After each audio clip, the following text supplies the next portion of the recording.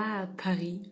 All the bridges, the monuments, these little streets you walk in Montmartre, or shopping down the Champs-Élysées.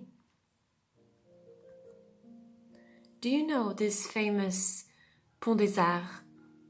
People actually put lockers to prove their love to their beloved. So maybe you've walked past it. But actually, do you know that after its construction in the 18th century, it was proved to be very fragile in 1977, and so it was closed. Hopefully, because 2 years later, in 1979, the bridge collapsed in two. Well, luckily, you were not there, right? I guess you will never look at this bridge the same way because of this fact. How nice would it be to have an app that would provide me with some fun facts on the city I am visiting? Let me present you Matthew, who's actually wandering and visiting Paris and thinking, I would be very interested in knowing more about the city I'm visiting. And just as I walk by, open my phone and have some fun facts I could read and learn about. So this would be not just watching, but watching and learning. Let me therefore present you this app, From Watching to Learning. This app could provide you with some fun facts and some history also, just as I told you about the Pont des Arts bridge. This is all you would find on the app. All the fun facts you've always been wondering. So, what happened to Eiffel when he constructed the Eiffel Tower? Did actually anyone of the people working there die during its construction? Or history facts, some important dates, and some important people that were involved in the construction of the monument you're visiting. This app will also provide you with some links to the monument's website if you want to buy a ticket to the opera or all this kind of situation. But who would be interested in this app? Well, every English-speaking person. The app would be in English so that anyone could want to use it. It would be easier in this sense because a lot of tourists come to Paris and come from all around the world. Who could publish on this app? This app would have, as I said, 3 different topics: fun facts, history, and all the links and related to the way you would want to have access. So anyone could subscribe on the platform and therefore publish some fun facts they had learned.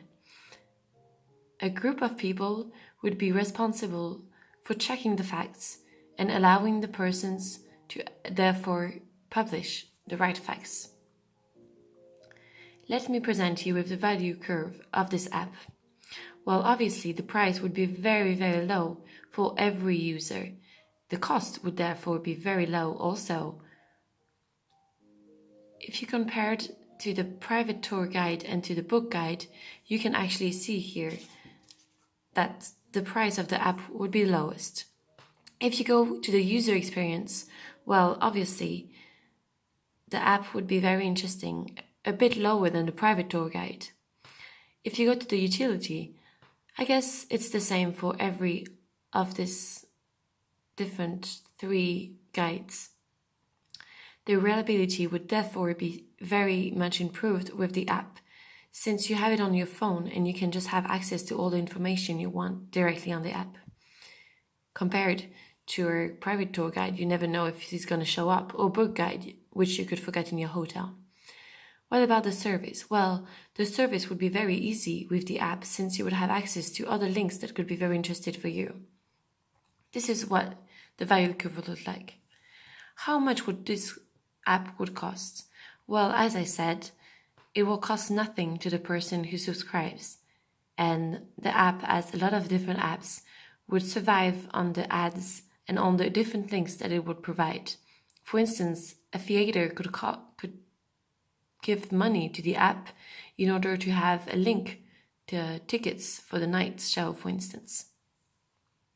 This will allow us to provide an app with a good design and interesting facts that people could be interested in downloading the app.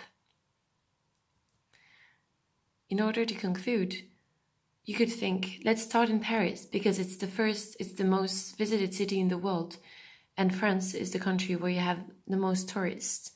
And a lot of people are just visiting and thinking about Paris as a very interesting city, but they actually don't know a lot about it. But actually, if Paris works, the app could also work very well for other cities like New York, Shanghai, or Madrid, for instance, any big cities with people and tourists interested in facts and history and getting involved into a community would be very much interesting for this app. Well, I hope you are convinced and that you enjoyed this tour and this new proposition, and looking forward to helping you on your next trip. And please download the app as soon as it will be ready. Thank you.